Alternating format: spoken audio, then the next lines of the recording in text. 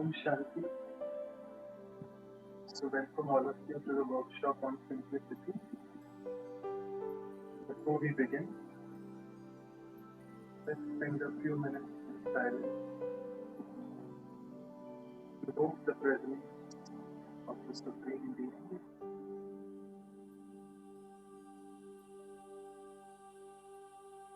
Simplicity.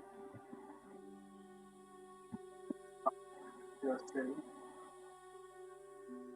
how simple am I? Thoughts, words, and actions.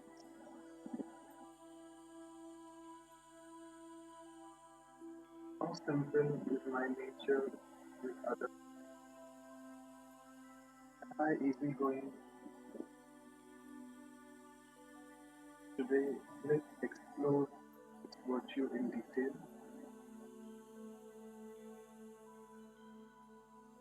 Today's workshop try to understand how I can inculcate simplicity more in my life.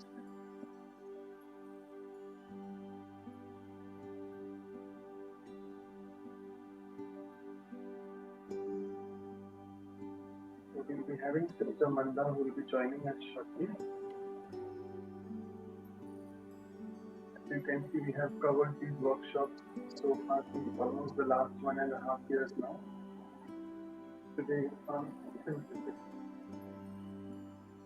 So let me just stop sharing my screen and I'll request Anu sister to share the icebreaker video. As always, we'll play a small 2-minute video for y'all and we'll see what responses we get, what insights you get from your side. And since we are more number of people today as always, let's try to limit our sharings in the chat box for the first activity.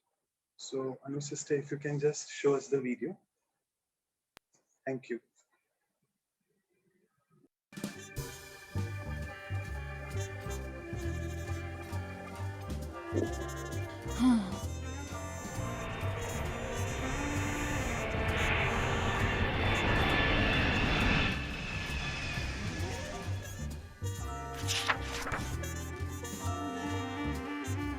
This is gonna be my best invention ever. 1 foot in that door and I'm cutting it off. My room, population 1. Let's get busy. Yeah, let's go. Turd. Unlike you, I have very important business to attend to. So why don't you go and flush yourself down the toilet? Careful, careful, and got it. What exactly do you think you're doing, turd? I'm drawing you some pretty pictures, brother. Get out!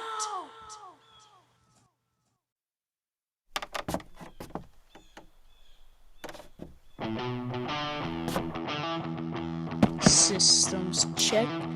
Green light. Ignition sequence initiated.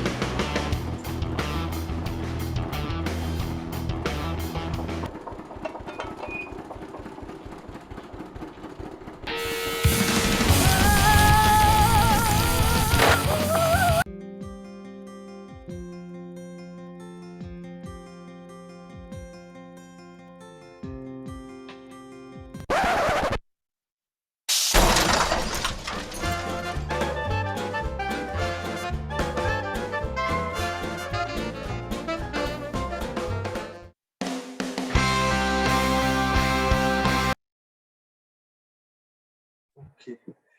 Thank you so much for playing the video. And I hope it was a bit noisy this time, but we wanted to show you all something and see what insight we get on simplicity. Yes, so can we start sharing? Well, we can start sharing in the chat box.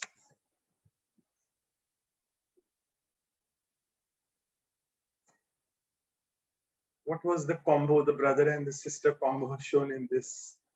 What were they trying to do?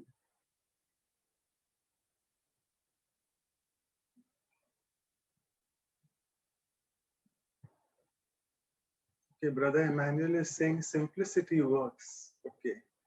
So the sister who was riding in the balloon or the parachute, she was much more capable and better at rather than technology, which the brother was doing. Excuse me. Okay, let me read that other chat. Today all are silent.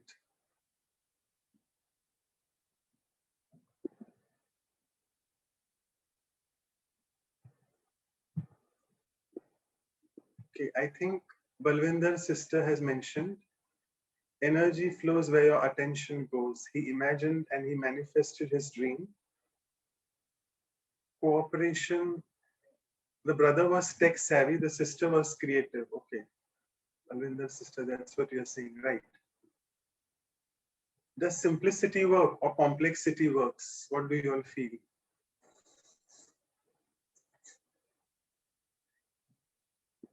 Then it's okay. Doesn't need to. Looks like the simplicity icebreaker video has becoming very complex for people to understand. It's okay. So we are not getting many responses. So do you want to start, Anu sister, your first activity? Yeah, Let's sure. So, I'll just read a few. Guldani sister is saying simplicity makes life easy and staying light can enable simplicity. Okay. Thank you for your sharings. And I think Anu sister, let's go to the first activity. And thank you, Dilip Bhai. You're saying simplicity works. Now you all have started pouring in your answers. Olga sister is saying humility, yes, that's what even I felt. Humility and simplicity of the sister worked.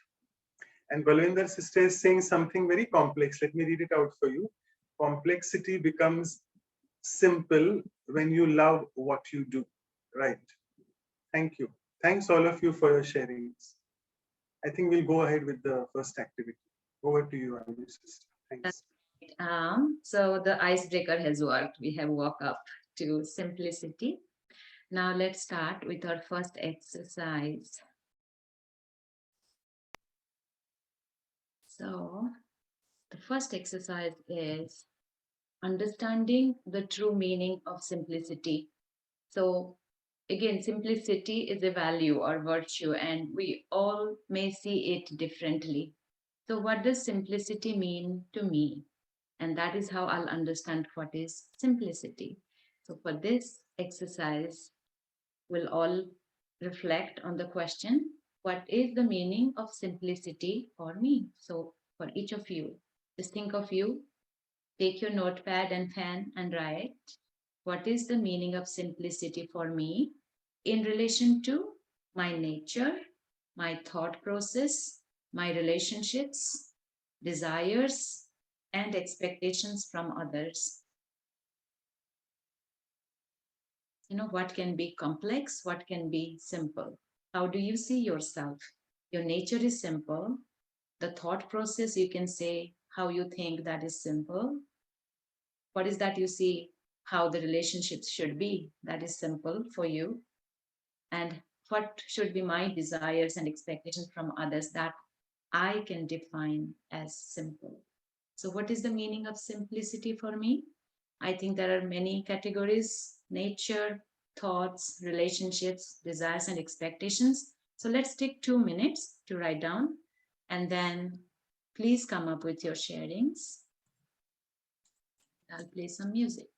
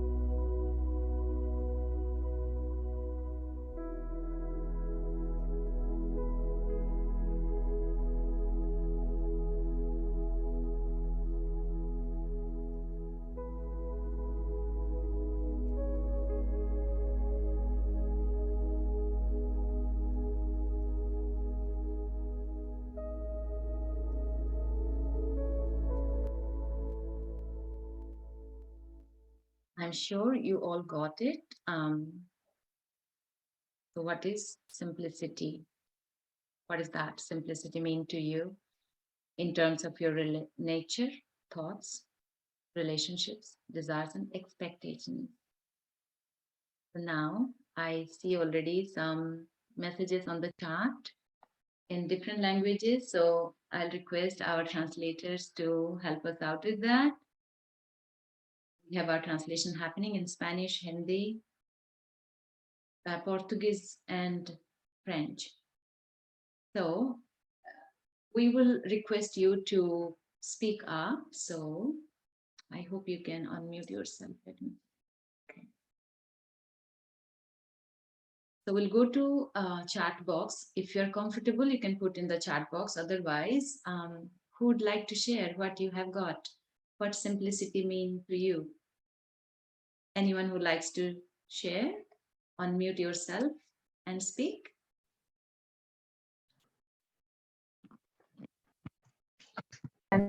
I feel simplicity is for me is to be very transparent. Simplicity means very honest. Simplicity means help each other. From nature, I feel simplicity means love for everyone, love for everything. That's beautiful. Thank you, Rajni. So transparent and love for everyone equally, the same. We have Deepak Bhai writing up the sharing. So please, Deepak Bhai, I'm sure you're getting it. Thank you, Rajni. Anyone else would like to share what is simplicity for you? Simplicity for me is to question myself as to what I really, really want. Whether it's in a relationship, whether it's in things, to go deep within myself and ask myself, what do I really want or what do I need? Taking away all the other peripheral, ideas and looking at others and all of those things just for myself. Right. So beautiful. Not looking at others or how people are doing or what they need. Like not seeing that. Yes. Self. And how do you know what do I need? Yeah. And how do you know that what you need? Like how do you measure what would you need? What would be the result or something? How would you define that this is what I need? Is there any connection that what you would need? How do you I think to sort of analyze, bringing it down to its simplest one or two maybe ideas that you'd probably use, rather than making it complex and having a whole lot of ideas about what you want, but bringing it down to its simplest form. What is easiest, for instance? What is it that the soul really wants? And I think it actually needs a bit of deep introspection. Right. Thank you so much. So the deep introspection, what exactly I want, and making it simple, so it becomes simpler means just one or two thoughts that relates to your soul and you go. Yes, thank you. Thank you so much. Anyone else who would like to share? Simplicity is just living without any expectations from anyone. Right. Living without expectations from anyone. So beautiful. Thank you. Yes, Balvinder, sister, you want to say something? Yes. Om Shanti, everyone. For me, simplicity means if I can change my old software, if I can reprogram myself with your upgraded software, of course, by Go ahead. Then my lifestyle will be simple. It will be beautiful. That's my expectation from myself.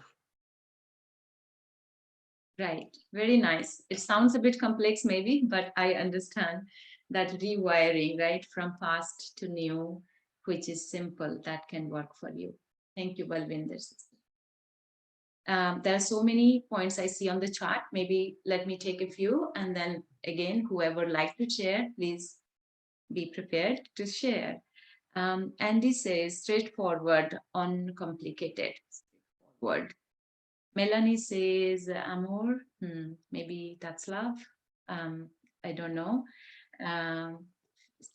Few words. Few words is simplicity. Simplicity means to be transparent. Gita says it's staying aloof from reaction of others and staying in the state of self-loving and self-respect. That's simplicity.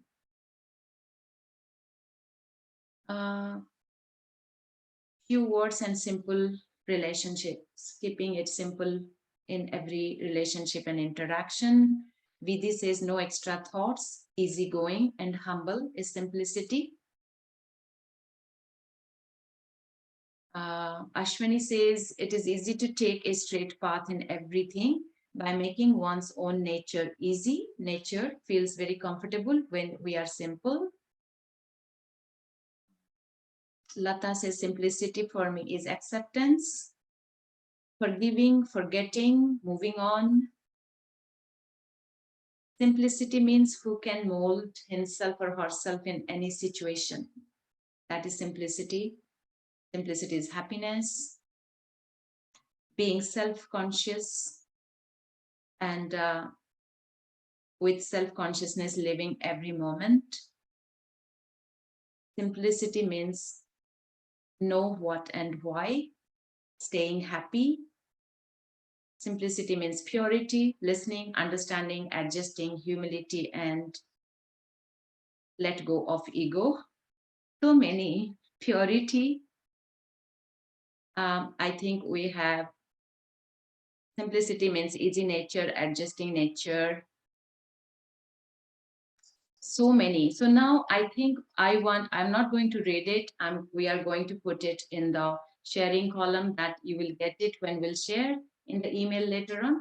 I think we would like to call upon people who would like to share by unmuting themselves. I'm closing the chat box for some time because only when we'll share, maybe we'll open up. Anyone who would like to share by unmuting themselves, please? Or raise your hand. I'm sure there's so many. I'm sure you would like to tell us what is simplicity mean to you, that maybe you knew before, maybe you discovered right now as you reflected through something about you. Maybe we can take 2 more sharing. Anyone who'd like to share? Om Shanti. Simplicity is mainly silencing your thought and letting yourself know exactly who you are and what you want. Yeah. What I think. Thank you, Ritam. We still have 5 minutes for this one, but I think I'll just take one more sharing then before we wind up. Anyone?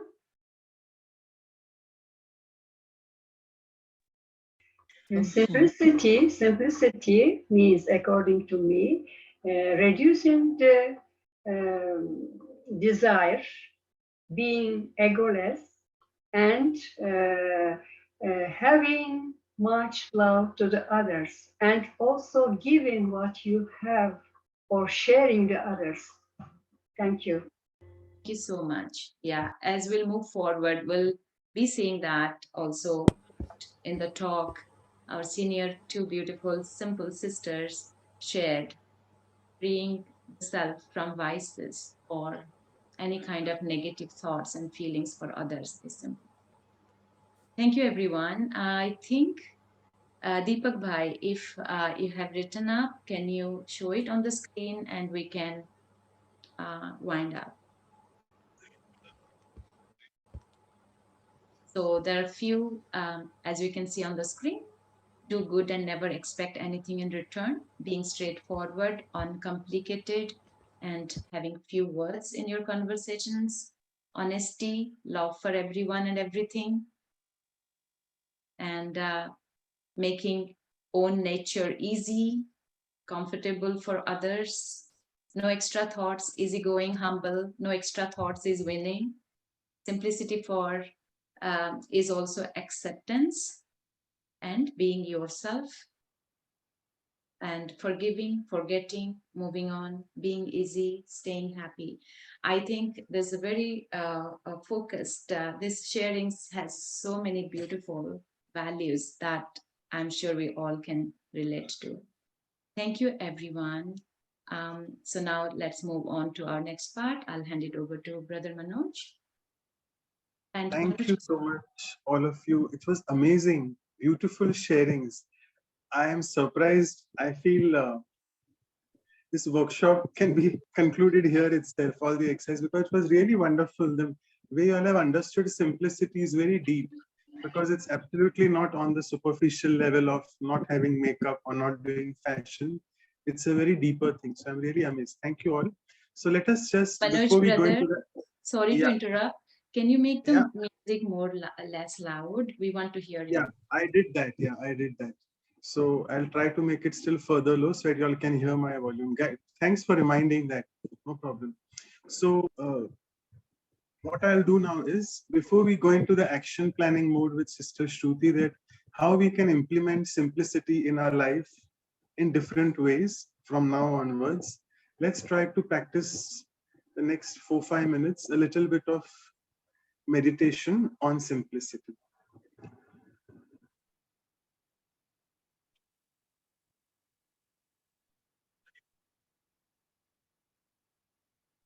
Let me share my screen again for you all.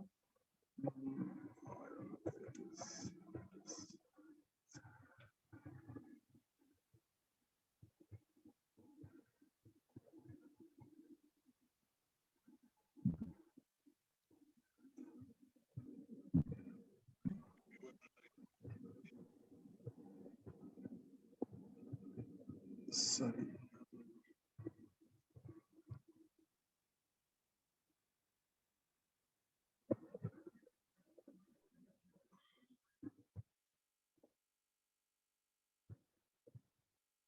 So let's sit back,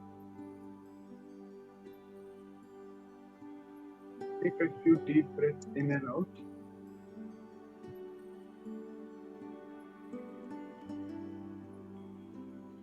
As you breathe in and out, relax, relax.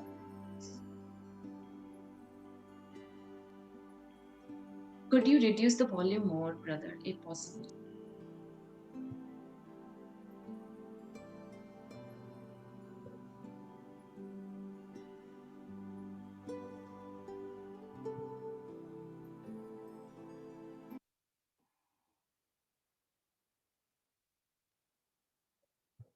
So let's, in this state of silence and relaxation, visualize self as this tiny, conscient being of light that I am.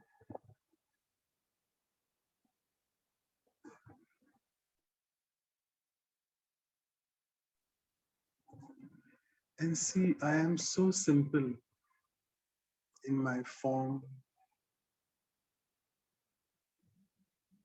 just a tiny point of light, no complications at all.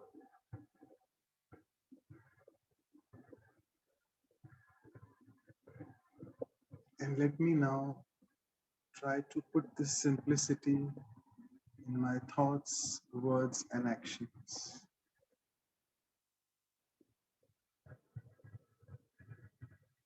Simple thoughts means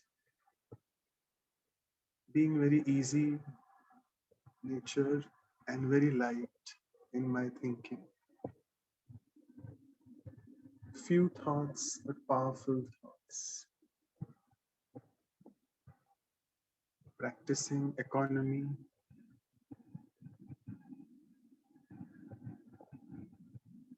and conserving the energy within.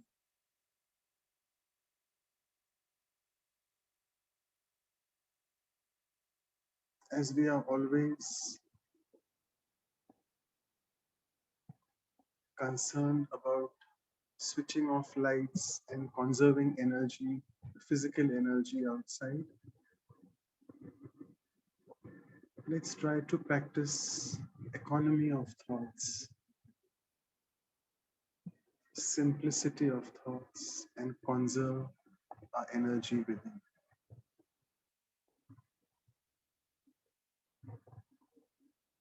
Coming to simplicity of words, let my words be full of humility and sweetness towards others.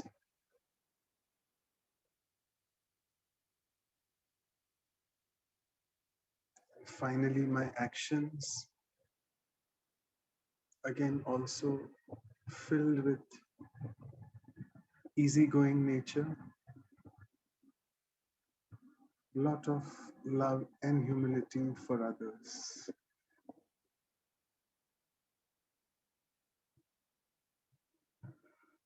Because I am a simple being.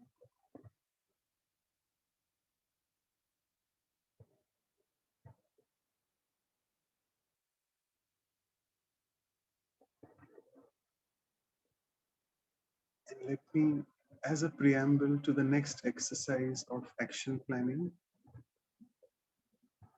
at least try a bit to implement that in my thoughts, words, and actions from tomorrow.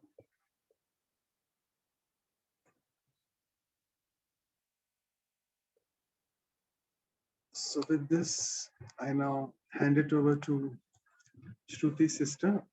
It's all yours for the action planning. Over to you. All right. So with that wonderful visualization, a little bit of reflection, and also the sharing from the first exercise, let's move to the next aspect of the workshop, which, as always, has to do with what does it really mean? What does simplicity really mean for me? And let's start to take some of these wonderful ideas that we shared, both in the first exercise, what we heard from our wonderful speakers last time, and really start thinking about all that depth, all that understanding that you've gained. How would you inculcate that into your life? How will you start actually embodying some of those ideas, some of those thoughts, some of those wonderful sentiments that we've all expressed? So this is the one exercise where we will focus on making it more tangible to our lives. So pick any area or all: physical, mental, emotional, social, environmental, any or all, and really think about what is that one change that you can make to become that embodiment of simplicity. So I'll play some music to help you focus, but if you could write it down, and then we'll share it both in chat as well as you'll have an opportunity to unmute yourself.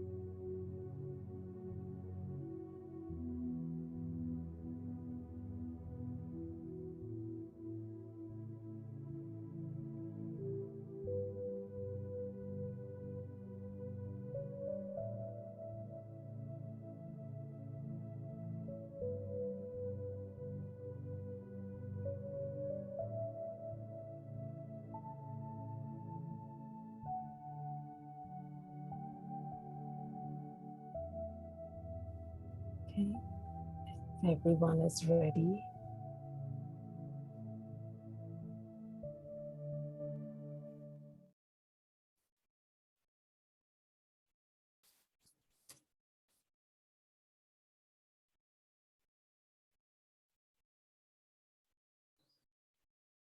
Again, if you would like to unmute.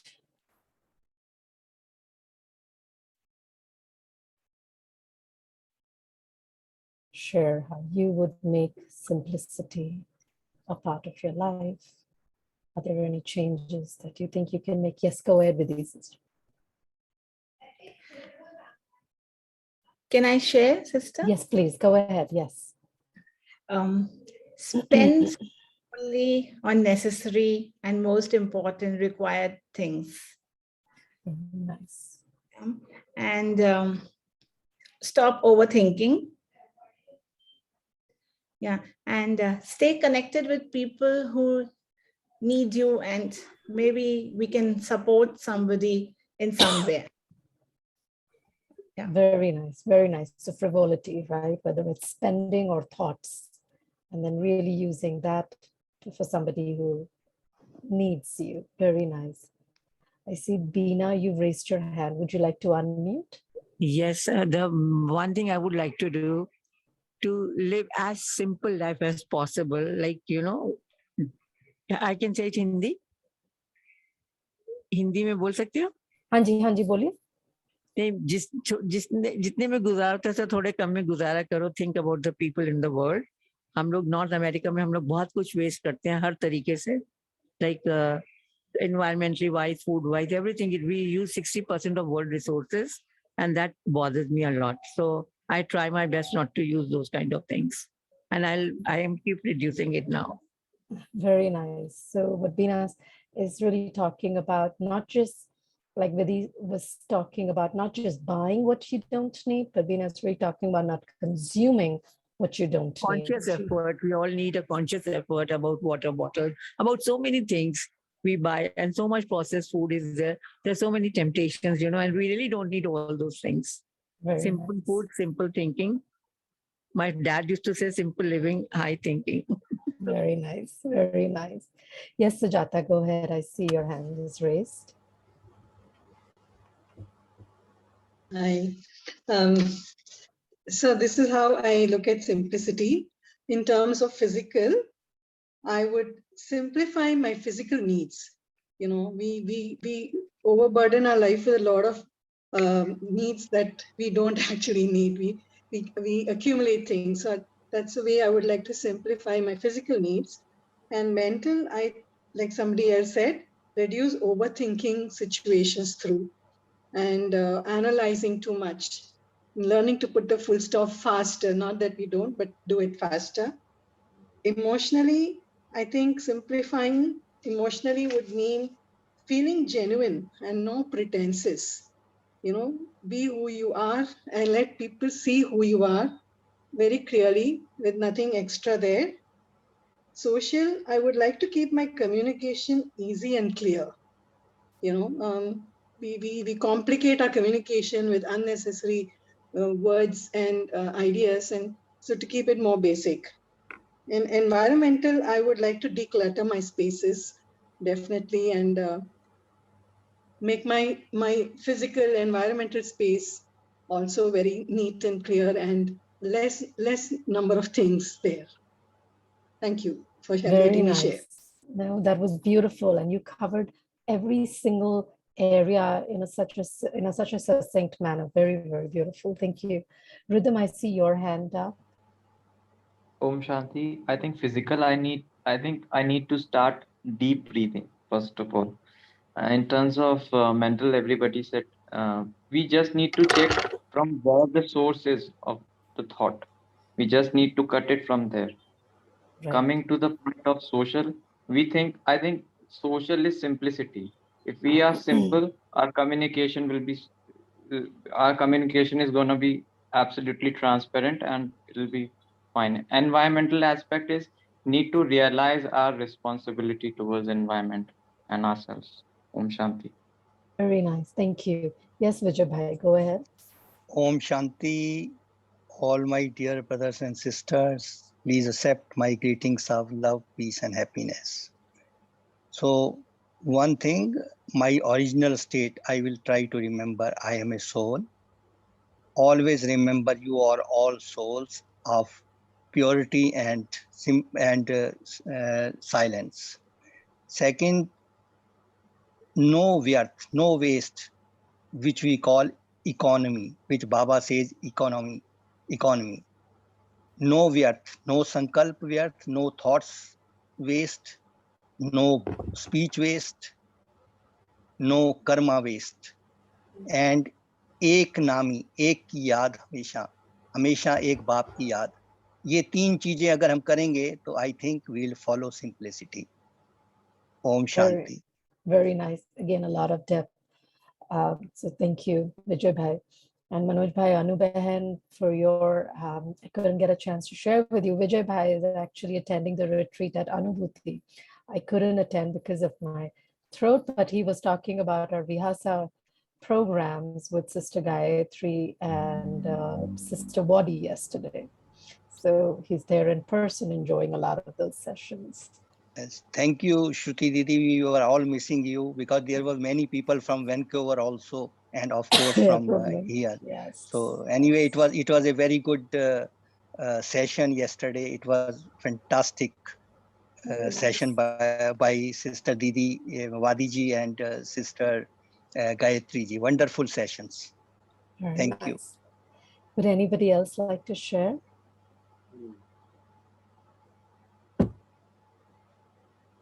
So we have another minute if we would like to share. Yes, Andy, go ahead.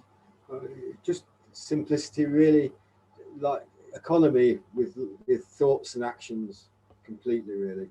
Be very economic with your thoughts, and which will lead to simple relationships and interactions. Very nice. Very nice. Yes, go ahead, Vijpal Bhai.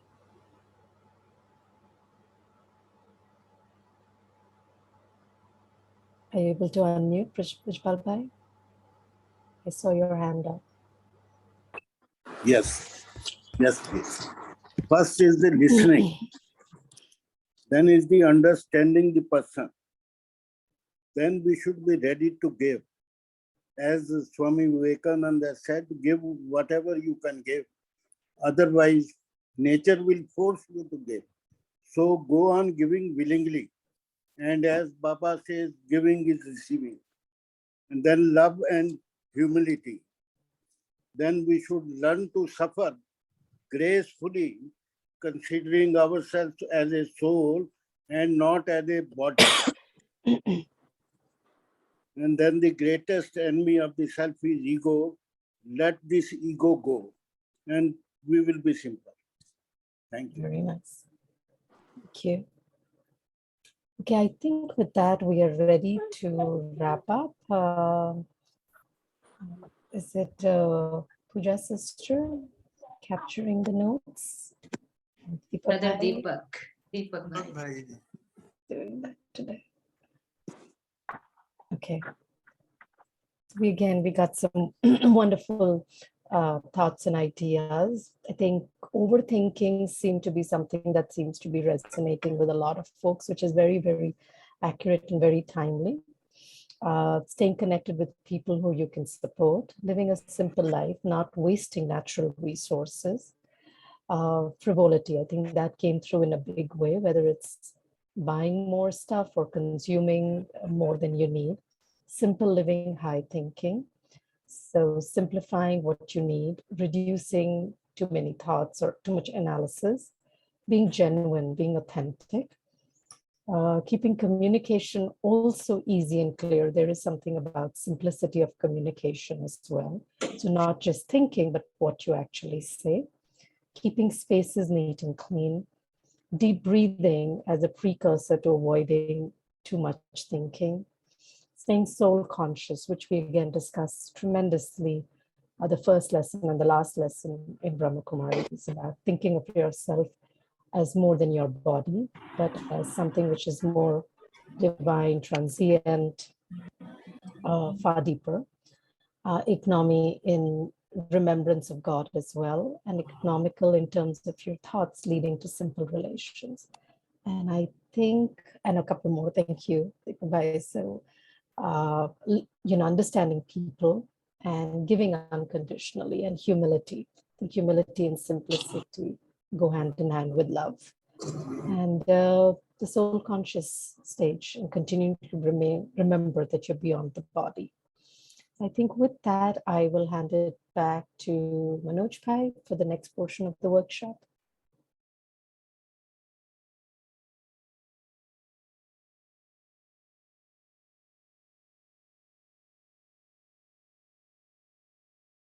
We need to unmute Manoj Bhai, I think.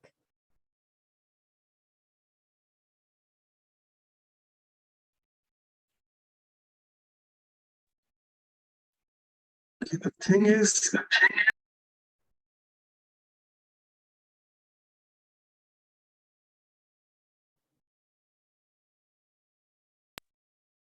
hello sister, if you can make me co-host the Manoj Bhai and walking from other devices as well. Okay, which one to make co-host?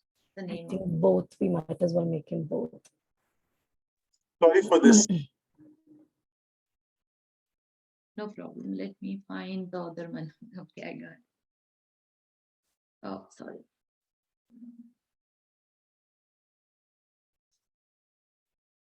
Yeah. Yes, thank you. Okay, technology. I'm just logging in from another device as well because the data was just getting over from the other one. Okay, so thanks. And I hope I'm audible clearly. Yes, you are. It's good. Okay. I think your videos are freezing in between, or it's me. I don't know. There's some problem. Oh, let's see what drama has. That's from your So end. before, yeah, it's my end, I think. So before I forget, as Vidhi's sister has requested, that people who have joined new for the first time, and if you want to be a part of these workshops and the Values for Life series talks, please put down your email addresses and WhatsApp numbers in the chat to Vidhi's sister specifically, Vidhi. Right. So again, wonderful sharings from your side. So let me just now go on. Before I share, we have with us Sister Manda, who's already joined, I think, almost half an hour ago. So if Sister Manda can just show her video. And we also have Dr. Mehta, who's joined. I can see him as well. If you can make him also co-host. So I hope Manda sister, it's okay. I'll just take the summary sharing first, and then we'll go on with your talk. Yeah, okay. So I'll share my screen.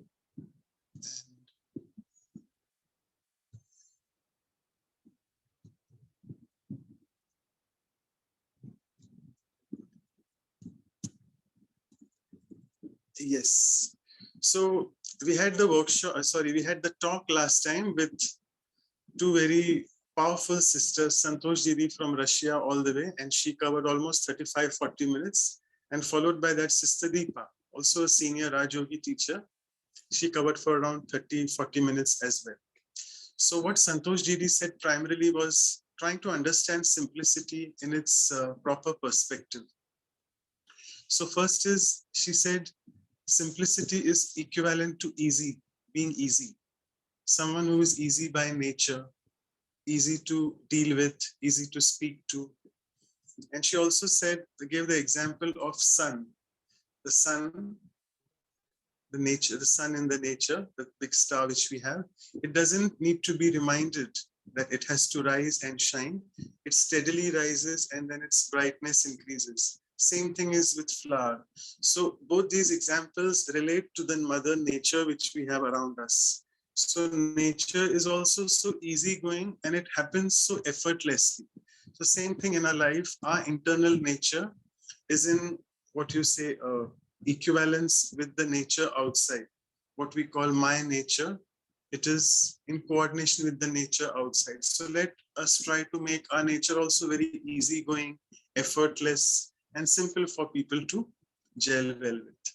Also, she mentioned being harmonious with nature, and later we'll cover what is harmony, what did our previous administrative head Dadi Prakash Mani had to say about it. I'll cover that later. Santosh Didi also mentioned Hari leads to worry. So let's in our life try to be very, very, as I said, effortless and easy in our life, because it is no good if we are constantly hurrying all the time. It's a constant source of worry and stress for all of us. And for this, again, we need to establish our connection with the inner core which we are. And the inner core is very pure. As I'm very surprised today in the sharings, a lot came about purity. And you all have equated simplicity with purity. And that's what even Santosh Didi had to say. And Didi also mentioned that the more we attach ourselves to the material objects which we are using and deriving pleasures from that, the more our life becomes complicated. We find it very complex, and also we become very dependent on them. And when we don't have these material objects, for example, the internet in the mobile phone or otherwise, we tend to get stressed. So let's try to, at Brahmakumari's, in the Murlis, what we call, in the versions of the Almighty, which we listen to daily in the morning class, it's mentioned about trying to be away from sadhana and trying to depend more on sadhana. When I say sadhana, is all these gadgets and devices, because we are highly dependent on them. And someday or the other, they will all fail. And then it can make our life more miserable and all the more complicated. So let's try to make it more dependent on my sadhana, which I mean getting connected to my inner core, the pure core which I am, and that will make it more easy and simple. Didi mentioned simplicity is the key to trusteeship, which is another important aspect. If someone wants to practice spirituality, trying to be or trying to maintain yourself as a trustee in life is very important. All of you shared also today Gandhiji's quote, simple living, high thinking. A few people said that. But Didi also said simple living and simple thinking. Not only high, but simple thinking. And excuse me, here it reminds me of our previous administrative head, Dadi Janki. So many people used to ask her. So she used to say, don't think. So one of the sisters used to ask, how can we stop thinking? We have to keep thinking.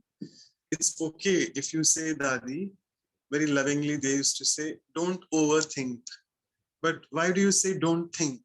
So when she was trying to say that, she was trying to just pinpoint this simplicity, that we really think complex about many, many things, and we keep thinking and overthinking.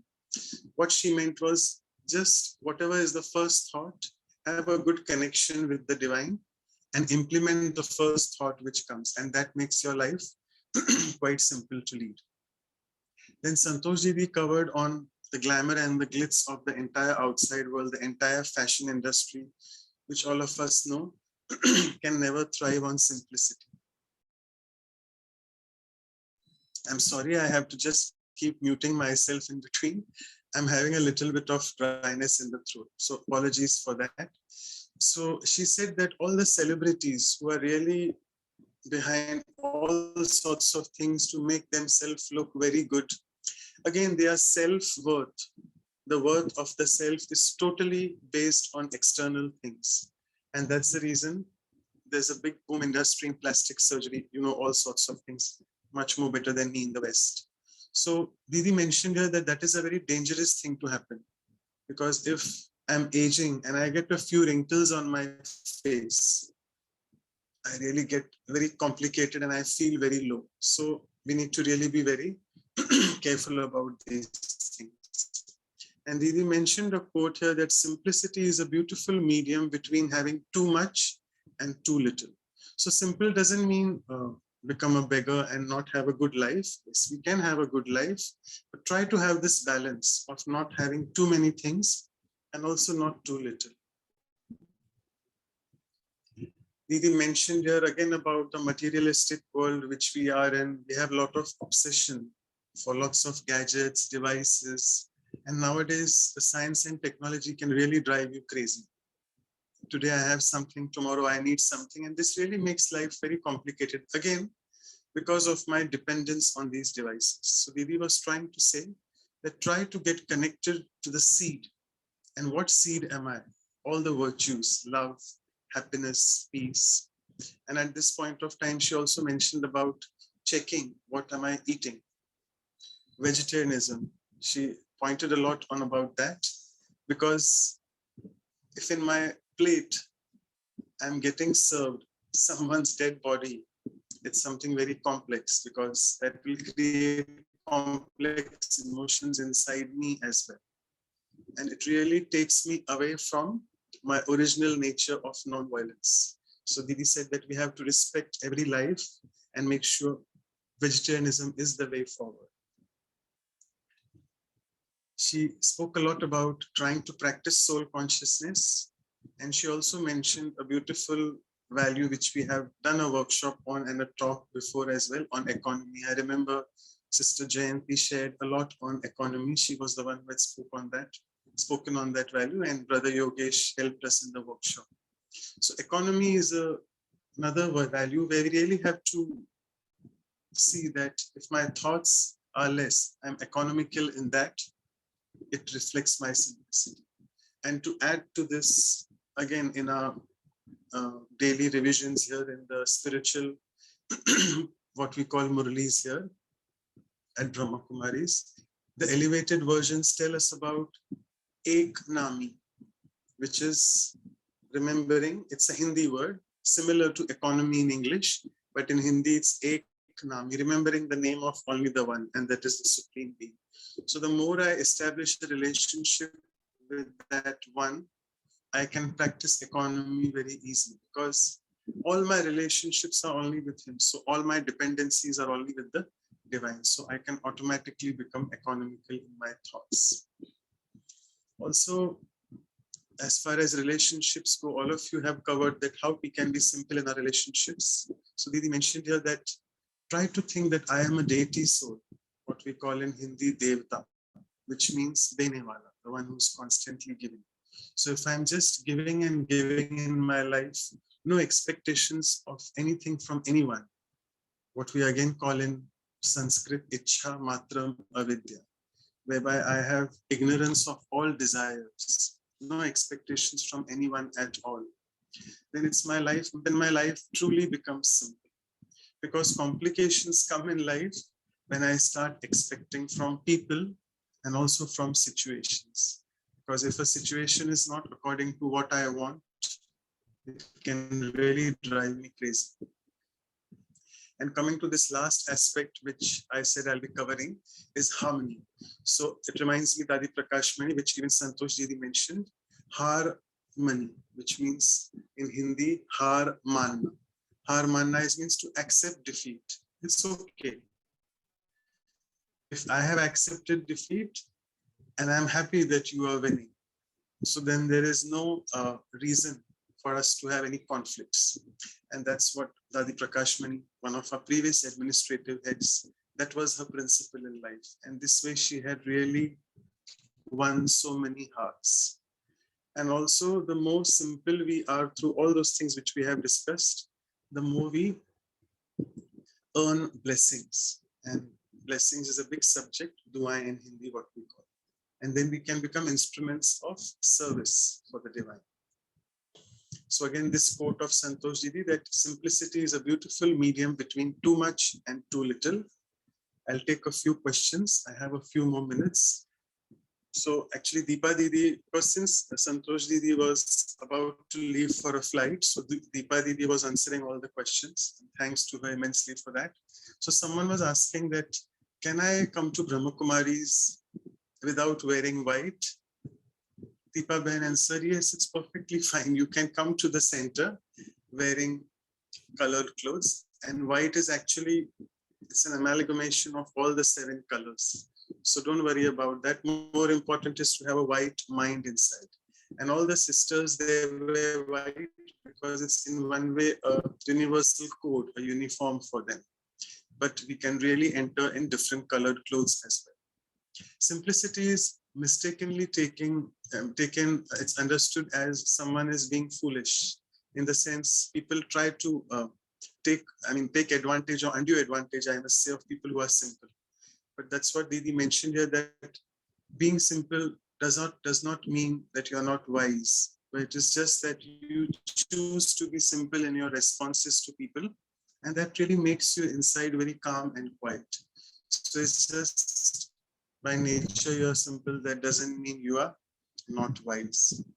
So let me just stop sharing here. Actually, we also had Hema sister. Hema sister is here as well. Welcome, Hema sister and Manda sister, both of you. It's a pleasure that we have Hema Behan as well, both Lokik sisters with us today. And also, I would request Manda Behan, please, to on the video as well, so that we can take your drishti, divine drishti. And thank you so much. And I would also want to introduce her first. She is not new for the audience here, but since we have many people all the time joining from different parts of the world, so Sister Manda is an epitome of spirituality. As you can see, she exudes these vibrations. She has the wisdom of East and West both. And she began in 1981, her contact with Brahma Kumaris, and also has been trained by Dadi Janki herself. And as we say, that she has got this rare talent for spiritual pragmatism, whereby she translates very simple but ancient truths into everyday life. And she's a highly gifted speaker on all the values, and therefore she's here with us. I remember she had spoken on power, and we didn't really get a chance to catch her for many other reasons. And she has also coordinated in 1986 the Peace Bus Project, which toured around 16 cities in the UK. And from 87 to 93, she coordinated the activities of the Global Cooperation House in London, North London. And 93 to now onwards, she is the director of the GRC, the Global Retreat Center, which is a big retreat center in Oxford. And I presume it has started now. So therefore, she's quite busy with all the retreats going on over there. And I'll just take a few more minutes, Manda sister, and introduce you in the form of a poem. So please bear with me. Sister Manda's presence is indeed so divine, and words flow from her as if coming from a mine. Being in her presence is nothing short of visiting a shrine, and that makes each one of us sparkle brighter and shine. So that then in life, everything for us becomes super fine. And we get rid of the words when we speak the mighty me and the mine. So that me and the mine then goes off. And a few lines on simplicity. Everyone says life indeed is very, very complex, but that all depends on your perception through your specs. So let's, from today's talk, try to frame for us a new index so that I find myself not at the base, but at the apex. So through my specs, a new index, and at the apex. And then my mind shall be free from thoughts of duplex, because I have now divorced Maya, who was my brutal ex.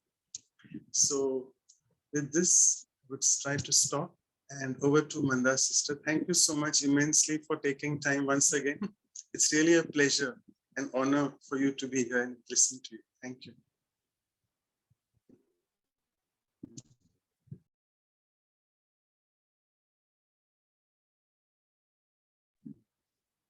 You have to unmute. Manda sister.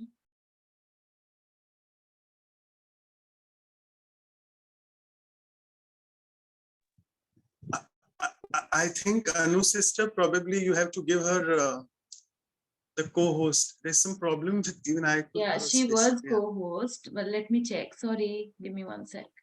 Maybe, I don't know. You were Yeah, just check, yeah. Okay.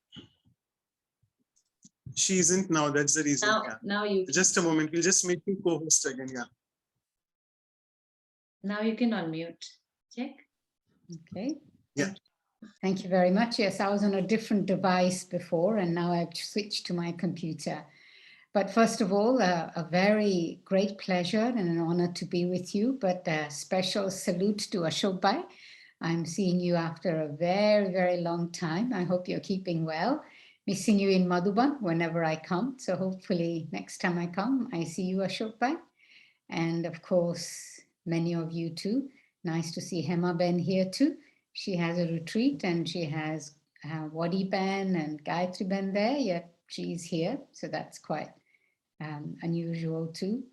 But I've been listening to your workshop ever since it started. In fact, I joined right at the beginning.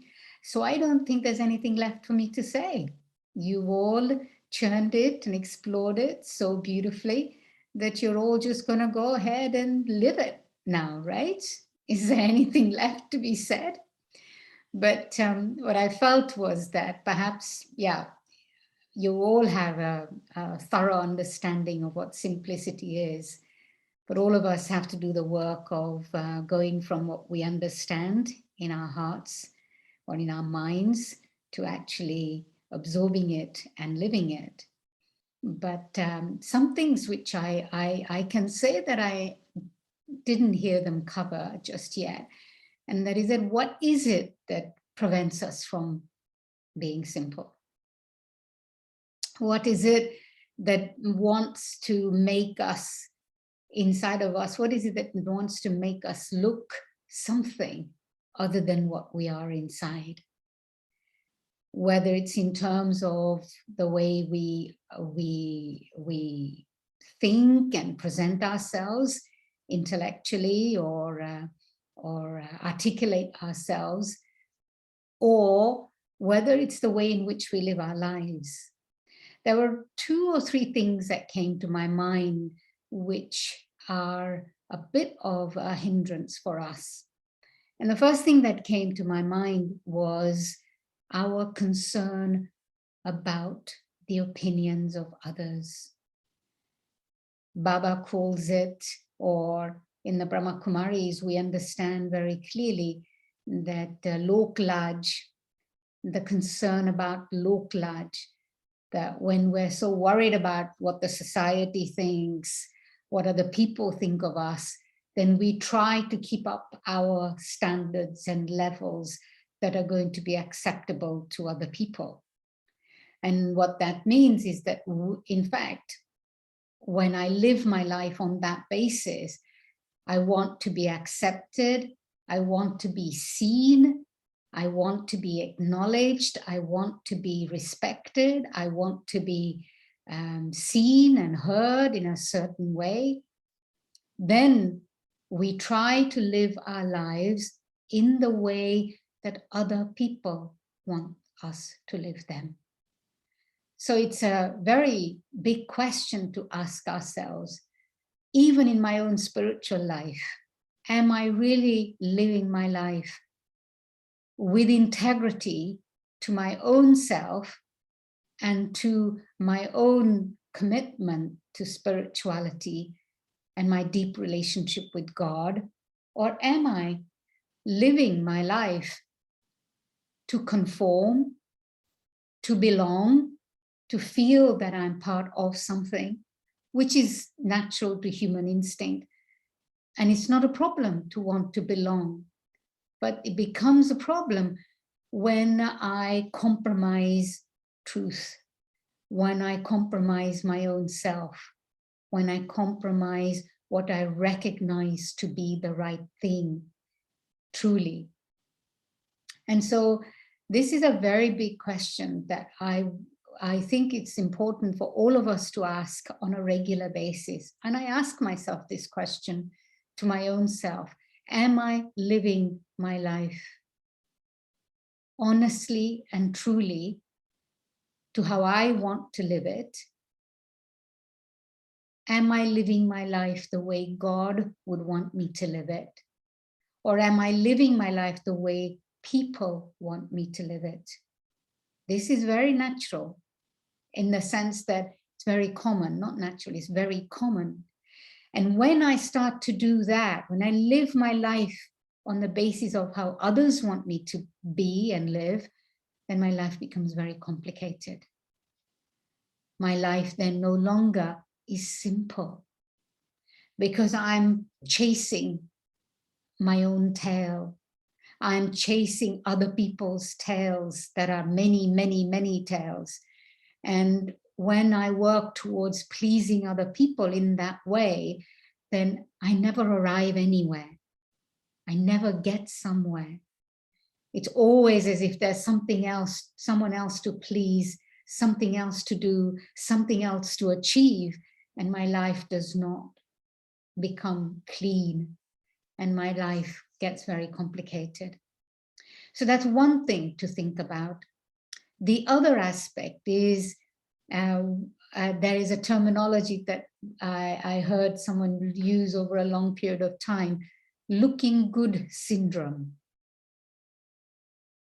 When I want to look good, doesn't matter whether I am good or not inside, when I want to look like I'm doing the right thing, behaving the right way, and everybody thinks I'm wonderful. When I live my life with that syndrome of looking good, then my life is not going to be simple, because I want to dress in a certain way so that it's attractive, it's acceptable, it's glamorous.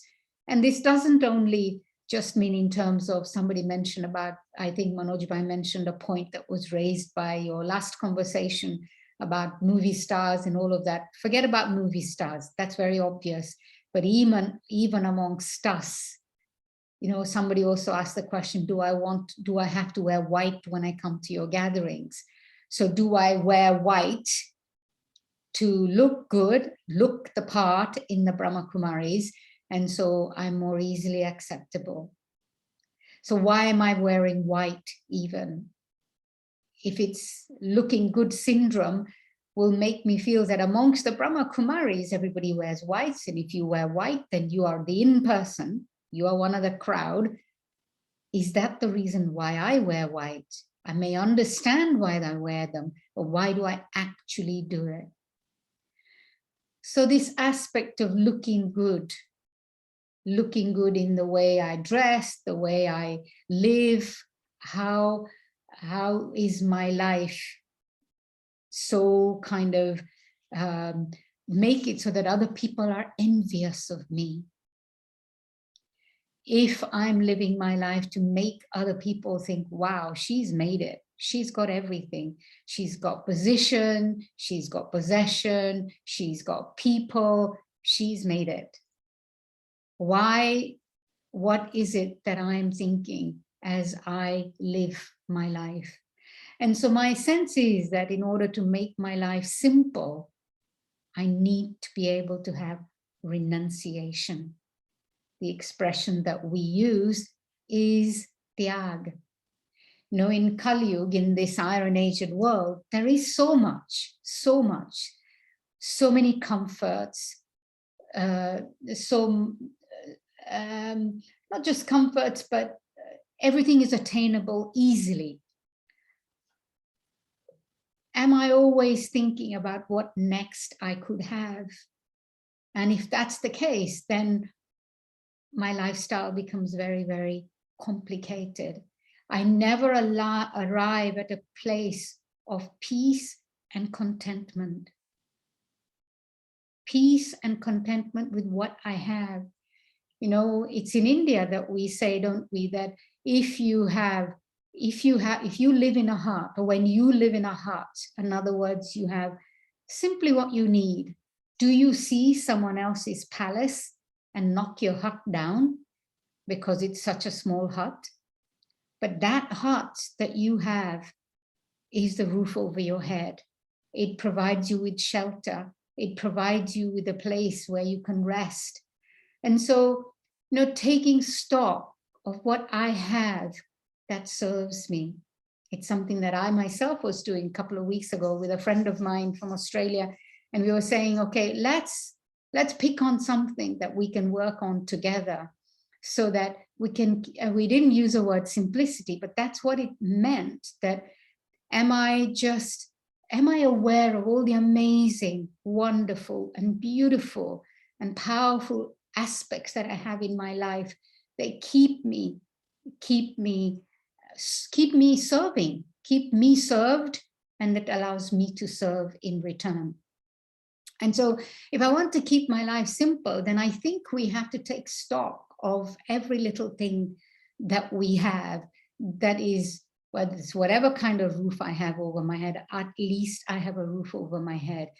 Do I eat extravagantly or do I eat simply? Nowadays, doctors will say that actually if you eat too many varieties of foods at the same meal, then actually it's not very healthy for you. It's not good for your digestion. It's better to eat less and eat fewer varieties than having huge varieties of food.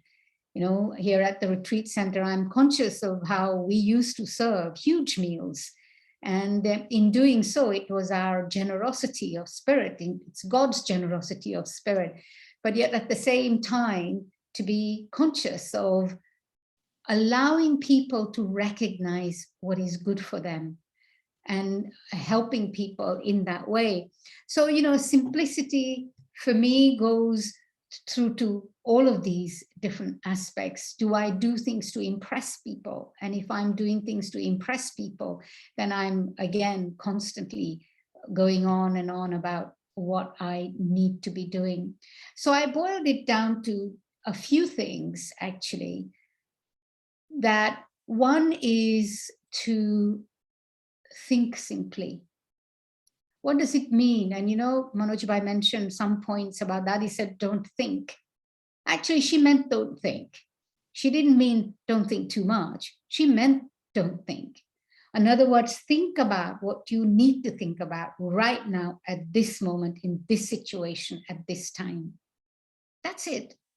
That's not thinking too much. And when one becomes present in this moment, here and now, and not thinking about yesterday, not kind of regretting yesterday, not worrying about the future, then I'm able to think about the present. But having said that, I do need to finish my past. I do need to do this inner work to say, okay, this has been my past.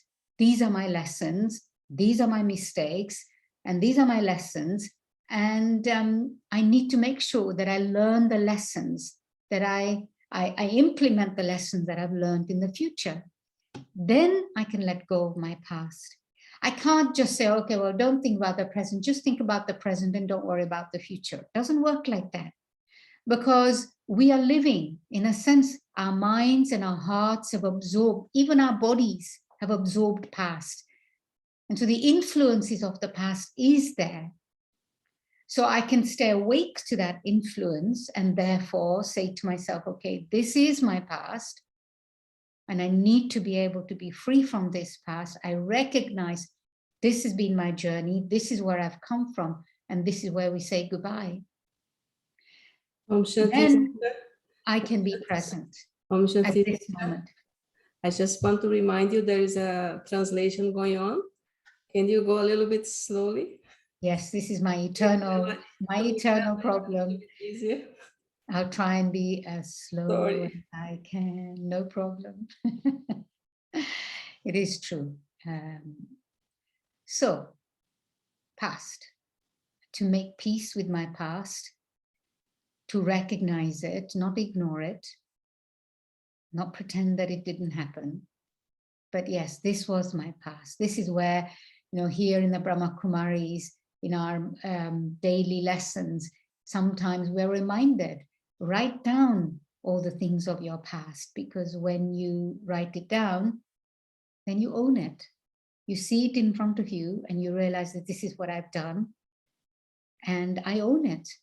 It's only when I own it that I can say, okay, I'm willing to let go, which consists of forgiveness for my own self and forgiveness for the situations,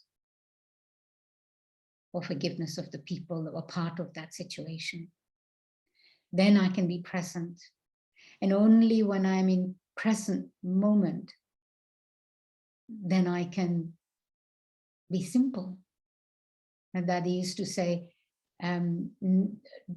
Baba says, make plans, but have a plain intellect. So having a plain intellect is being simple. So in other words, I've foreseen what might be required. It's possible to go somewhere and do something and make it happen in this way, step by step. And then plain intellect. Not go over it again and again and again. Worry about it. So plain intellect means then to be silent, to be quiet, to be introverted and introspective, to create vibrations and energy, to allow things to happen. That for me is simplicity. When I get caught up in thinking, I've got to do this, I've got to make this happen, I've got to make sure that other people do this, then I can't be simple because my mind is so caught up and distracted by things of all of this. So simplify my thinking, trust in your thinking. Trust in your thinking allows you to be quiet and peaceful. And of course, I'm only going to be able to trust my thinking when I know my thinking is supported by what God says, by what God wants me to do. And I've agreed to doing what God wants me to do. So then I can make and you know, there are times when I can just actually forget simple thinking, this no thinking, where I just allow God. The only work I've got to do is prepare my mind, make my mind a plowed field in which seeds can be planted. That's all. If my mind is a plowed field where all the weeds are taken out, and the earth is churned, and all the nutrients come up to the surface, that's when seed can be planted. That's where God can plant a seed in my mind. And a seed that's absolutely and certainly going to germinate. It's not going to be a seed that just gets sown and doesn't germinate. So in the practice for this, to simplify my thinking, is silence, trust, quiet, being with my own self, in my own company, being with God. You all spoke about beautiful things of purity and simplicity in terms of acceptance and forgiveness, all of that, absolutely. Where is it going to come from? It can only come when I make my own mind and heart like that of God's. And I can only make my heart and mind like God's when I create resonance between myself and God. And my work is to make my mind such that it's resonating with God's frequency, God's vibrations, God's energy. Then when it comes to living my life, then my life can possibly be a simple one. So thoughts and simplicity in that. Words, simple words. We become very good at using a lot of words. So if there's anything if I had to give you any feedback about the hour that I heard before this, and so I feel I don't really want to say too much, but you're sitting there expectantly waiting for me to say something.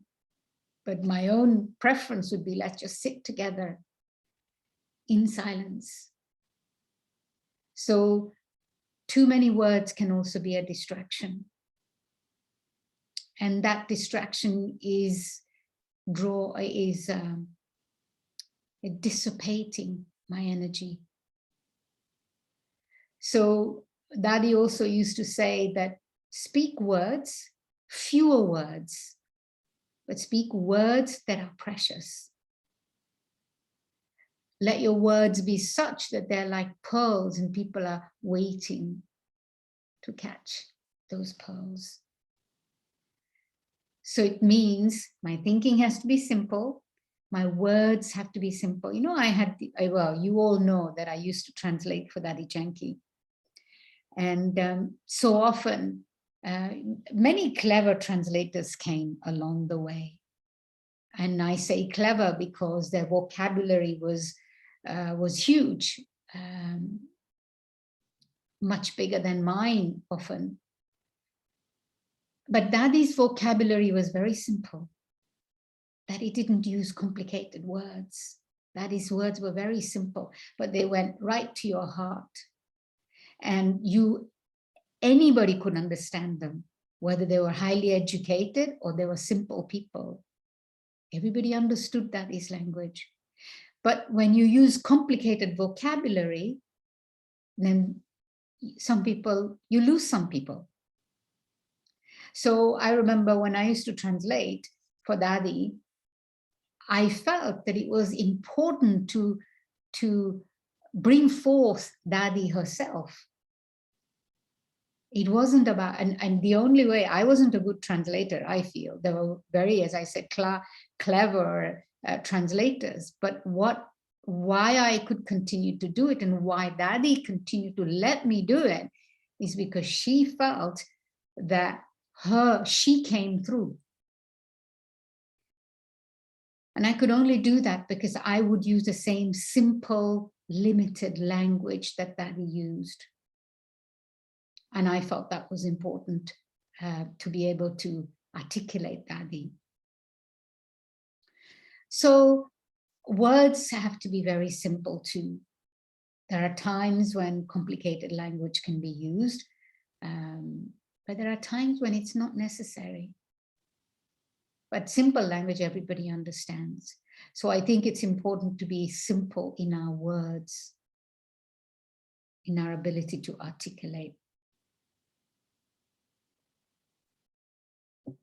Actions. And I'm sure you've experienced this for your own self, as well as have seen other people, that when actually we think too much, we think, I know someone who is so good. She's absolutely brilliant at detail of everything. So meticulous, and she can, kind of foresee if you do this and that will happen and that will happen and that will happen. But the thing is that she needs to do all of that right from the outset. And then the problem becomes when she wants everybody else to comply to that thinking. When everybody, why isn't so-and-so doing that? Why isn't so-and-so looking at that? Why isn't so-and-so, foreseeing what might be next? So she wants everybody else to do the same. That doesn't work.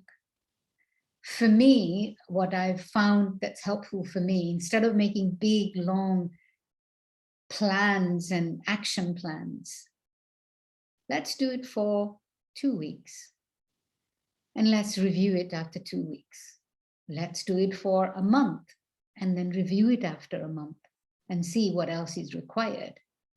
And sometimes I wonder whether that's my lack of capacity to do something or whether it's just my way. I think I've come to accept that it's my way of working, which allows so many possibilities to occur. And you know how Daddy Janki will make plans about something. She'll say, okay, let's do this, and we're going to do this, and we're going to do that. And then when we're actually nearly there, she says, no, we're not going to do that. We're going to do that, and we're going to do that. So some people would be thrown by that. They can't think, oh my God, we were thinking this is what was going to happen. This is what we were planning. But in the moment, there's intuition. In the moment, there is a foresight that wasn't possible a week ago or 2 weeks ago or whenever. So, you know, when I plan my actions too much, then I'm going to get lost. And actually, the scene in front of me is going in this direction, but my plans are going in a totally different direction. So simplifying actions for me also means doing one thing at a time. You know, nowadays, multitasking is a huge thing, but multitasking comes at a price. And it's a price of yourself. Price of not being able to be clear. You know, somebody talked about simplicity, communication. And I think simplicity is also clarity. Simplicity leads to clarity. And clarity will lead to simplicity. Clarity is such an important thing. If you're not clear, then a lot of confusion for yourself and for everyone else around you too. So actions based on clarity. And then, of course, our lifestyle, which I've already mentioned. You know, every now and again, there was a time, I'll be honest, there was a time when I had a small little room that I lived in. Every 6 months, I would go through all my stuff and look at what I haven't used in the last 6 months, and I would get rid of it. How many things you have in your home, in your room, in your wardrobe, in your cupboard that you haven't used for 6 months? Okay, I'll be generous. Say a year. Forget a year. Some people will have something for 2 years, 3 years, 10 years, which they haven't used. So for me, an aspect of simplicity, simple lifestyle is declutter.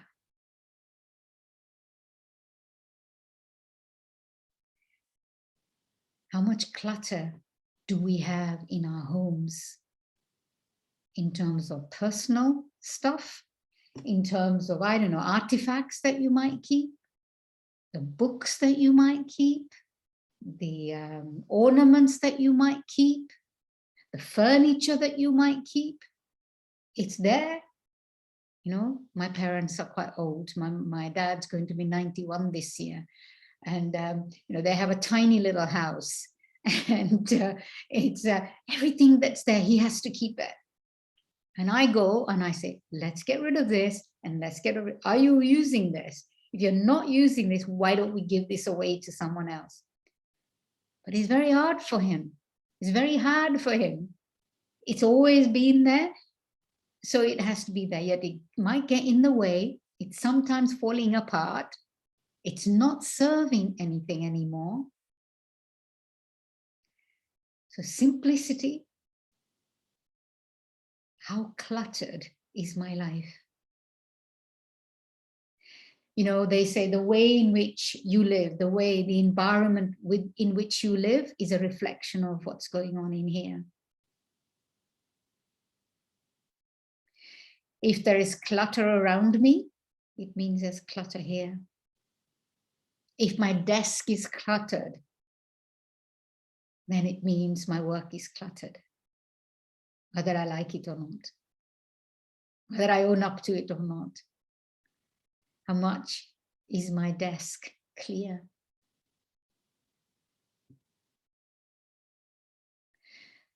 I was I met an astrologer once, and she did my little thing. Not that I'm into astrology in that sense, and I get into it, but in the first few lines, she said to me something that was very interesting. And she said to me, when you arrive at your desk, you need to first of all make sure that your desk is clear, tidy up the desk, and then you start your work. And she's right.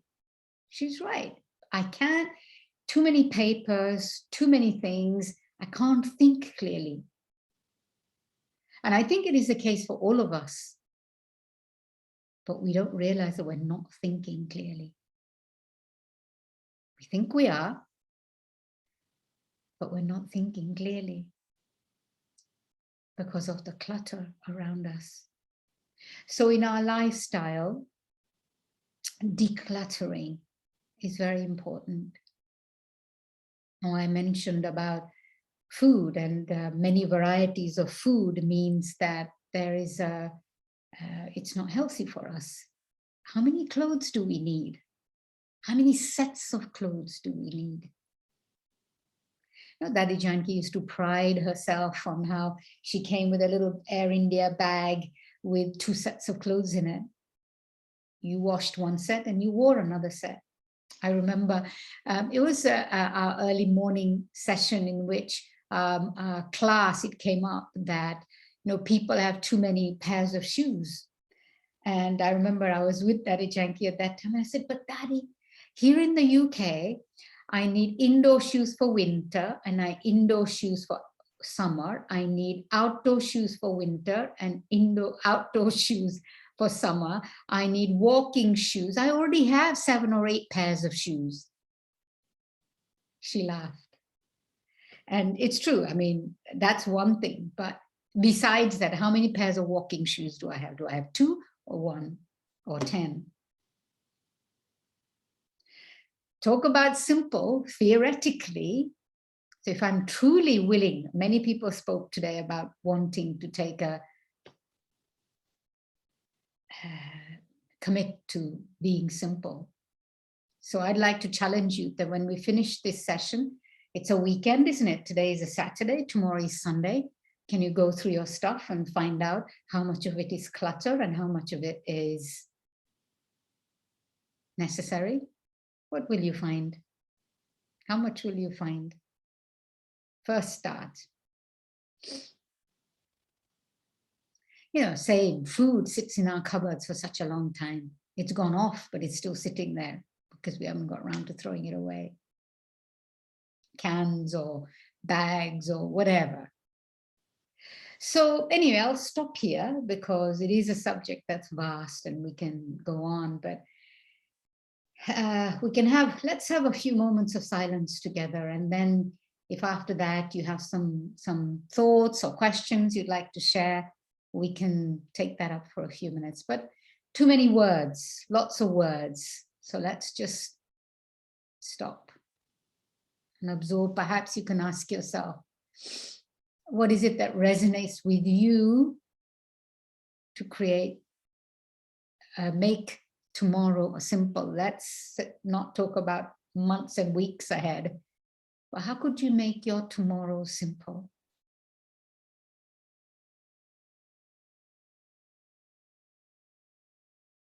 Which aspect of your life? Mind, thoughts, words, actions, relationships.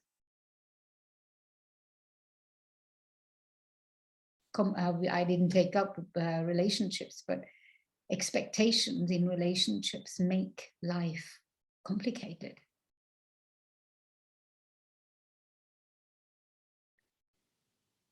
Holding grudges makes relationships complicated.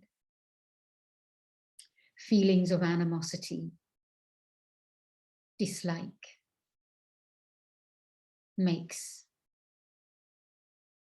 relationships complicated. What is it that helps us keep our relationships clean? Letting go, moving on, not blaming, not accusing. All of these things make relationships complicated.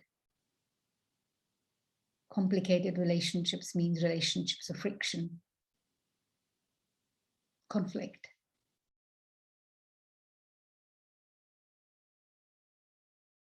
It's not about who's right and who's wrong. If you really want to be simple, no one is right, no one is wrong. Everyone just is what they are. And they will only be who they are and what they are. They can't be anything else.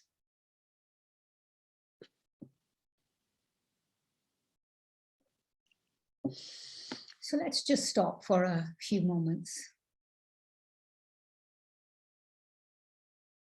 And just those of you who haven't got your cameras on, I assume that you're still sitting down quietly and absorbing.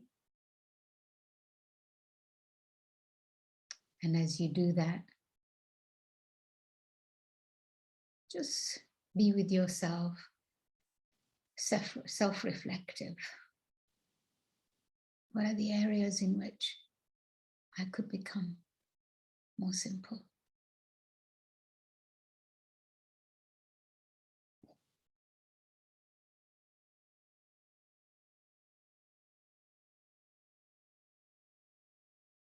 When I become simple,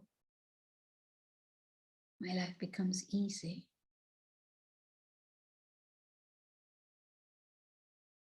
It becomes a flow.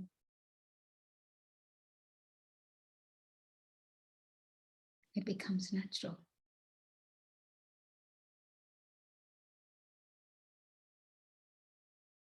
Everything has its rightful place.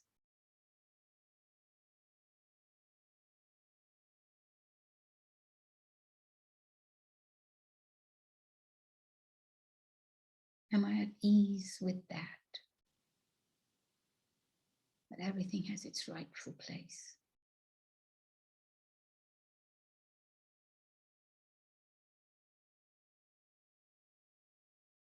So what do I need to do to make my life simple, easy, comfortable, and a flow?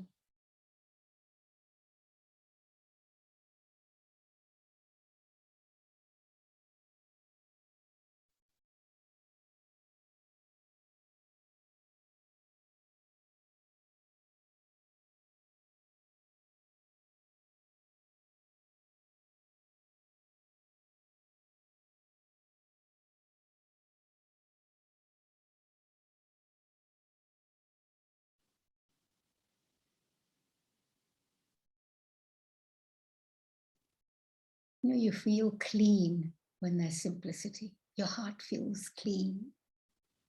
There is no agendas to achieve anything, get anything done by manipulating and force. And there is this sense of allowing, permission to allow. Okay. Any questions? Thank you so much. A few questions have come, and a few sensitive questions actually. And thank you for pointing out about renunciation and decluttering, because a few questions relate to that. Someone is asking in the chat box about one of the concepts which is discussed a lot at Brahma Kumaris, about leading a life, which we say dying alive. In Hindi, we say jeete ji marna, which means though you are living, but you are dead. And you mentioned a lot about how many pairs of clothes, shoes, etc. we have. So the question is like, how do I develop this quality of renunciation within myself? Because I don't know how many years I'm going to live. So how do I know how much to stock in my cupboard? And I mean, each to his own, no doubt.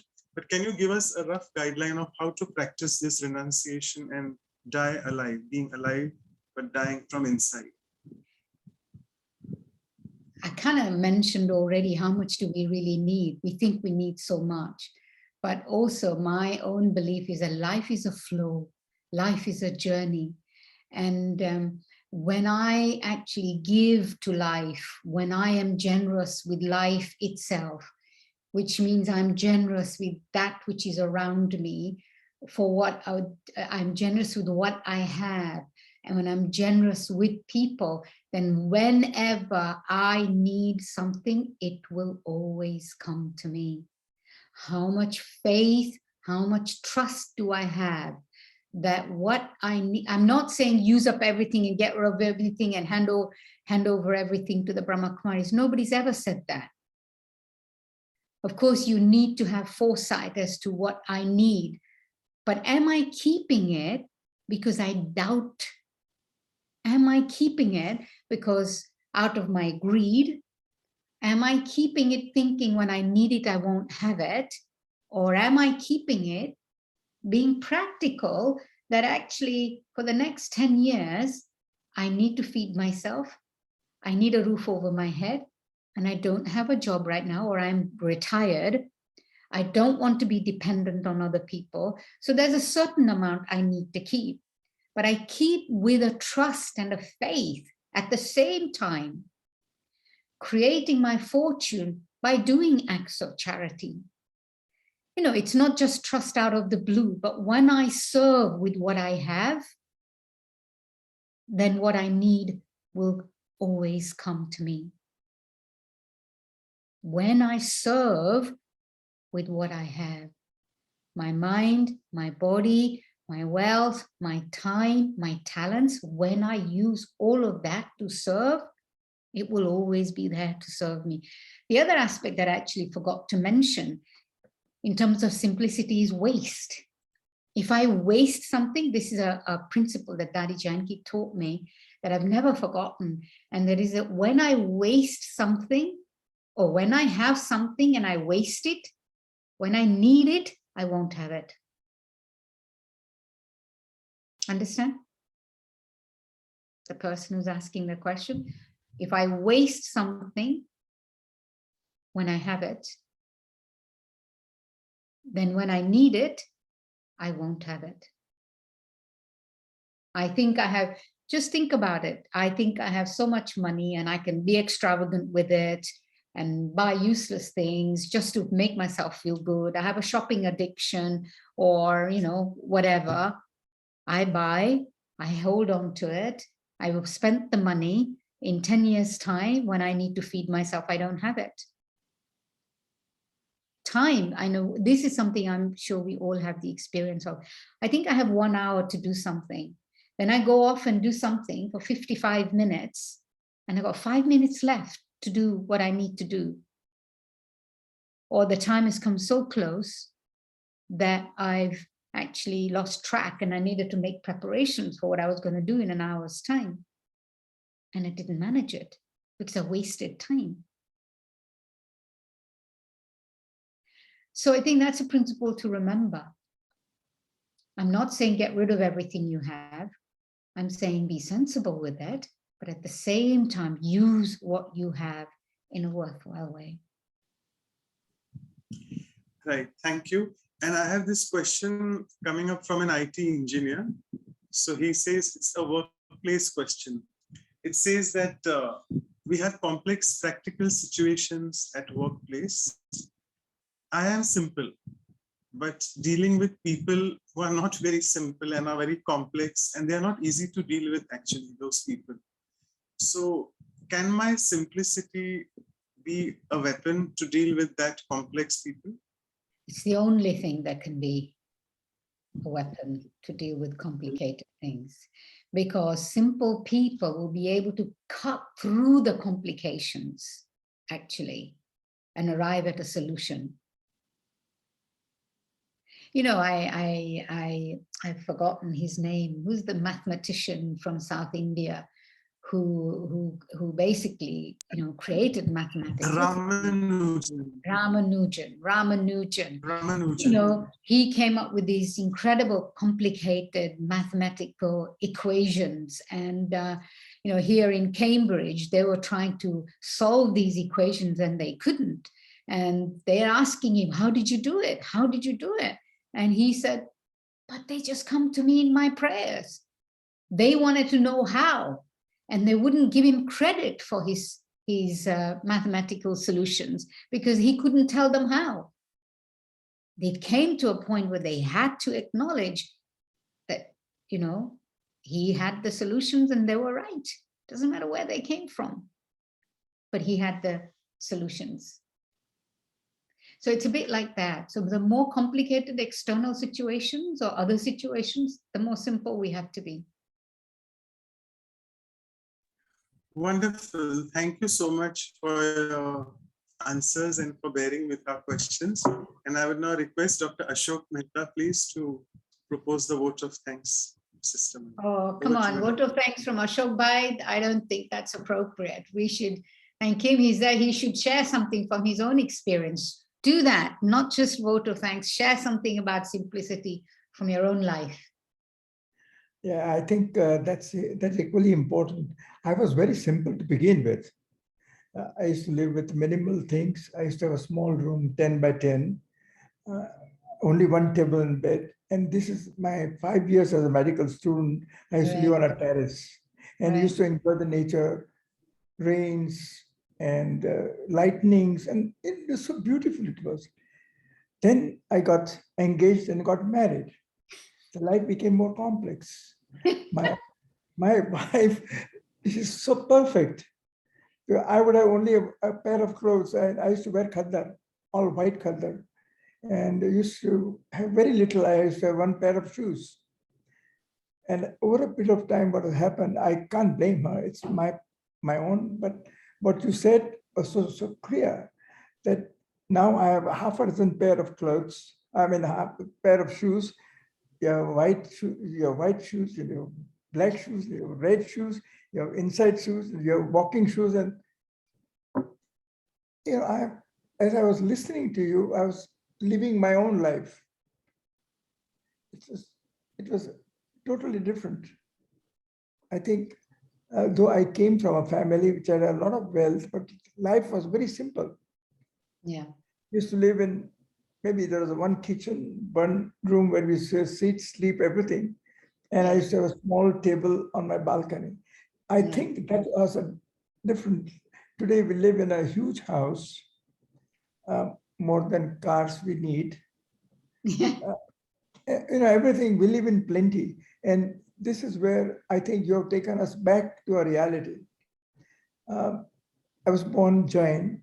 In Jainism, one of the principles is aparigraha. You keep only the things which you need. My maternal grandmother used to have only a fixed pair of clothes. They have to, take a vow. I'll have only 4 pairs of clothes. Not only that, but they would say, I will travel only 1 kilometer within that radius.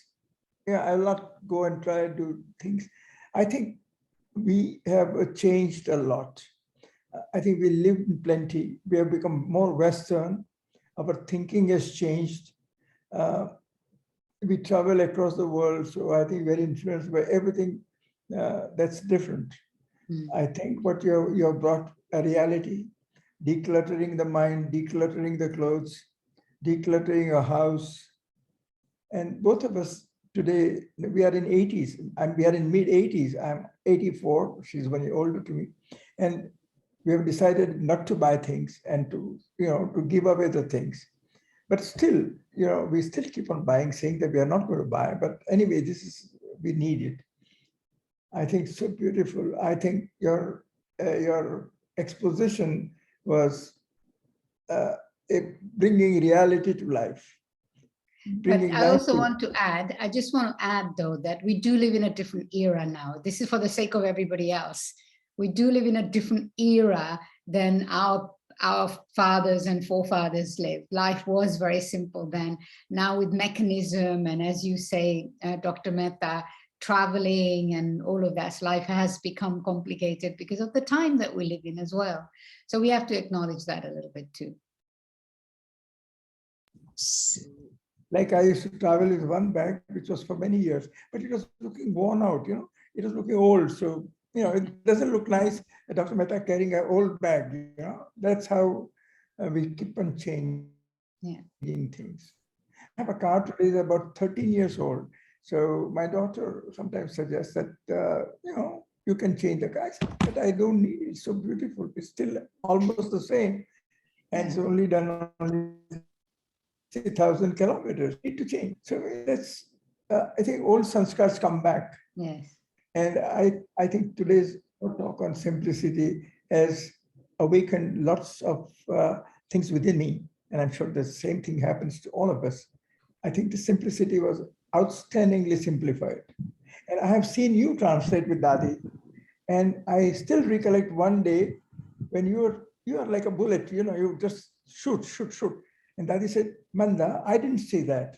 That means Dadi understands more the English language which you speak, but she wouldn't speak. And she said, Manda, I didn't say that to you. I think it was a very beautiful relationship you had with Dadi. And I can say that, Manda Ben, you are junior Janki Dadi. Compliments. As they say in the world outside, let there be roses on your lips, and not to Dadi Janki, but at least if I had a fraction of Dadi Janki's dharana, I would be happy with that. I think it's a great internship that you have done with Dadi, and you have inherited those qualities which Dadi had, inherited from Baba. I think we lived our life according to what Baba taught. I think that is very important. Thank you very much. I think yours were a very practical class on simplicity, right from thinking to the words to living. I think it's all simplified. Declutter. Thank you very much. It's such a pleasure to listen to you. Om Shanti. Thank you. Thank you so much, Dr. Mehta. And Sister Claudia, your final closing remarks on thank you, Manda Ben. It's very nice to hear from you, especially because you live so close to Daddy. Of course, we supposed to see. Sometimes I'm looking at Daddy, I can see her. She walking with her shoes. That's always so simple. And I always have that in my mind. And of course, when she always talk about this, that we have to declutter, because I can find when we remove things, there's like a light energy in our room, wherever we are, becomes very light. Same way as the mind too, when the words are too many, we kind of lose the track, and the other one cannot even think what we said, because we use too many words. So simple words and then plain intellect, like you said, is a quite very important point in our life. Thank you for sharing with us. Thank you to be with us today. Thank you. So we just have 5 more minutes left. So I'll quickly share the screen and do the quick announcements. And all of you just keep your cameras ready if you want to have a group photo with our dear Sister Manda, a virtual online photo. And hope my screen is visible. So tomorrow, actually, rather the next 24 hours, I must say. So our power talks are continuing. We hadn't had it last month because of Sister Chandru's funeral at the same point of time. So we have 2 talks pending this month. The first one is Power to Discern or Discriminate. We have Sister Sharona, who is from Israel, the director there. And it's happening in 24 hours from now, 8:30 p.m. India time tomorrow, and West Coast, 8 a.m. morning. And continuing our Values for Life series, episode 43 is on confidence. We have our senior Raj Yoga sister Usha Didi all the way from Madhuban, Mount Abu, and next weekend on Saturday.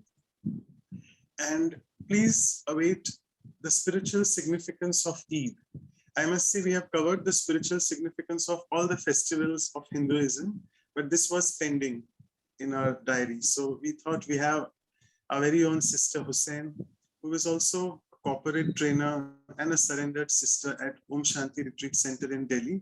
And on the day of Eid, which is next weekend, Sunday, 10 July, we'll be having this session with her, 8:30 p.m. India time again.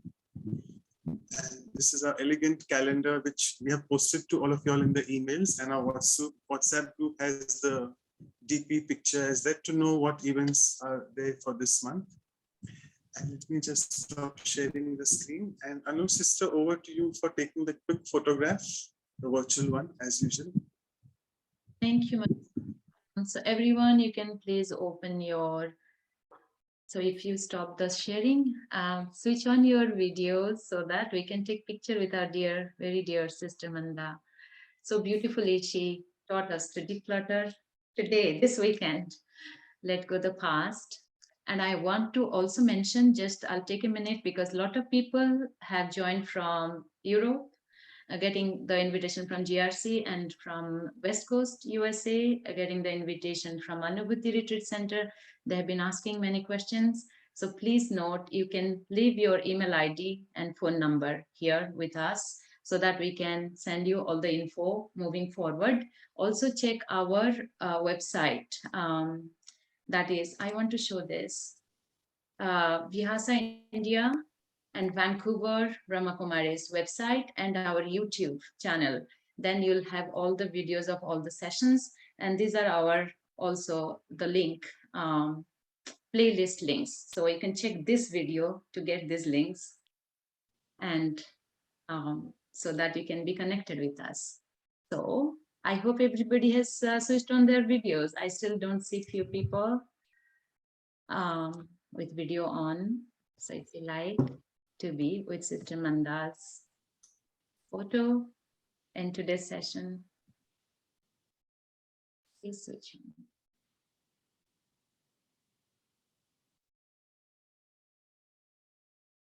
Thank you, everyone. Thank you so much, Sister Manda. Thank you, Brother Manda. Yeah, so we'll just take your Drishti Manda, sister, the last 2 minutes in silence. Thanks.